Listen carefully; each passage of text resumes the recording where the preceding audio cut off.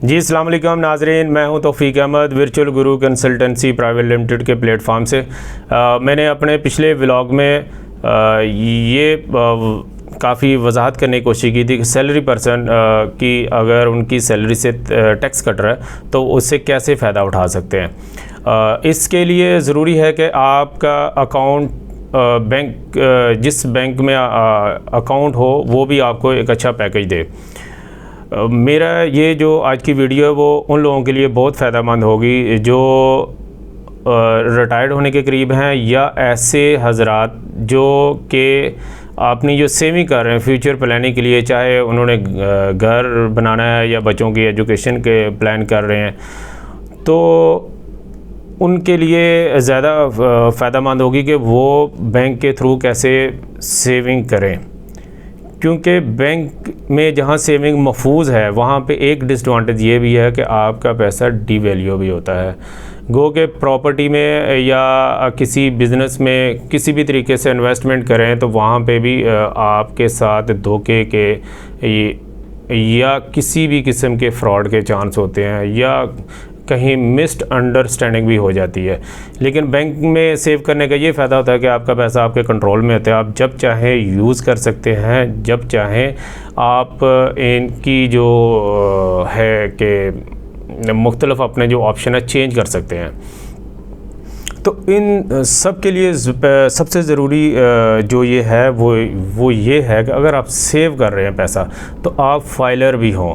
Salary person का मैंने last में भी बताया था कि फ़ाइलर होना बहुत आसान है, कोई ज़्यादा करस्पॉन्डिंग और बहुत ज़्यादा चार्जेस नहीं लगते। हमारी सर्विस अल्हम्दुलिल्लाह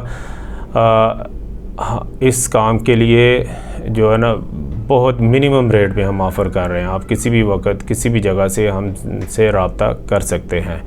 अभी मैं आपको जो प्रीवियस एक्सपीरियंस है जो हमारे क्लाइंट्स के हमारे पास केस आते हैं उनको देखते हुए ये मैं बताऊंगा कि आपको कौन से बैंक में किस तरह का और किस टाइप का अकाउंट खुलवाना चाहिए। रिसेंटली ये हुआ है कि बहुत सारे बैंक जो हैं जो सैलरी पर्सन को मेंटेनेंस फ्री अकाउंट ऑफ़र कर रहे हैं। ये मेंटेनेंस अकाउंट बज़ाहिर तो अच्छा लगता है कि ना आपको एटीएम कार्ड की जो एनुअल चार्जेस होते हैं वो पे करने पड़ते हैं, ना जो एसएमएस अलर्ट आता है उसकी पेमेंट देनी पड़ती है, ना चेक बुक।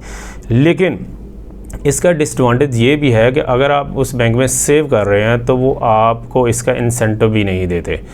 तो एक ऐसा बंदा कि जिसकी सैलरी आती है वो महीने के एंड में उसको यूज़ कर लेता है, उसके लिए तो ऐसा अकाउंट ठीक है।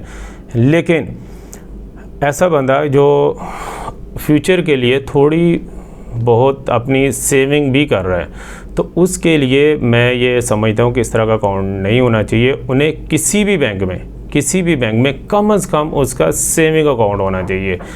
और सेविंग अकाउंट में जो मेरा एक्सपीरियंस है, जो मैंने बज़ाते खुद देखा है, वो इस्लामिक बैंक की जो सेविंग अकाउंट्स हैं वो बेहतर हैं।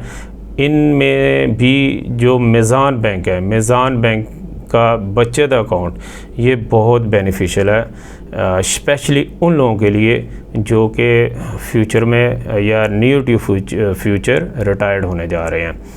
इस अकाउंट के लिए ये है कि आपको इनिशियल डिपॉज़िट 50,000 करवाना पड़ेगा। इससे कुछ चीज़ें वो फ्री भी देते हैं, लेकिन अगर वो आपसे एटीएम कार्ड के चार्जेस ले लेते हैं या एसएमएस अलर्ट के चार्जेस लेते हैं तो इन चार्जेस की जो है इन चार्जेस के लिए आपको वो इसका अच्छा खासा जो अमाउंट है पर मंथ प्रॉफिट की शक्ल में देंगे। और आप सेविंग में जा रहे हैं, डेफिनेटली आपको रिटायरमेंट पे जो एक लम सम अमाउंट आती है, ज़रूरी तो नहीं है कि आपने उसको फ़ौरन यूज़ कर लेना होता है। कुछ ना कुछ टाइम के लिए आप सेव करते हैं तो वो आपको फ़ायदा देगी। नॉर्मली ये भी देखा गया है कि अगर आपके बैंक में पैसे पड़े हैं और वो वक्त के साथ साथ क्या होगा कि डीवैल्यू होंगे, और आप भी देखेंगे कि पैसा डीवैल्यू हो रहा है तो आप किसी के मशवरे से कह लें या खुद कह लें कि आप कहीं इन्वेस्टमेंट करेंगे बगैर किसी एक्सपीरियंस के इस बगैर किसी एक्सपीरियंस जब इन्वेस्ट करेंगे तो उसमें चांस होंगे आपका वो लॉस भी हो जाए। तो जब आपके जहन में होगा कि मेरा जो पैसा है कम से कम वो डीवैल्यू नहीं होगा अनटिल उस वक्त तक कि जब तक आपने उस मकसद के लिए रखा हुआ है, तो आप मेरे ख्याल में रिस्क नहीं लेंगे।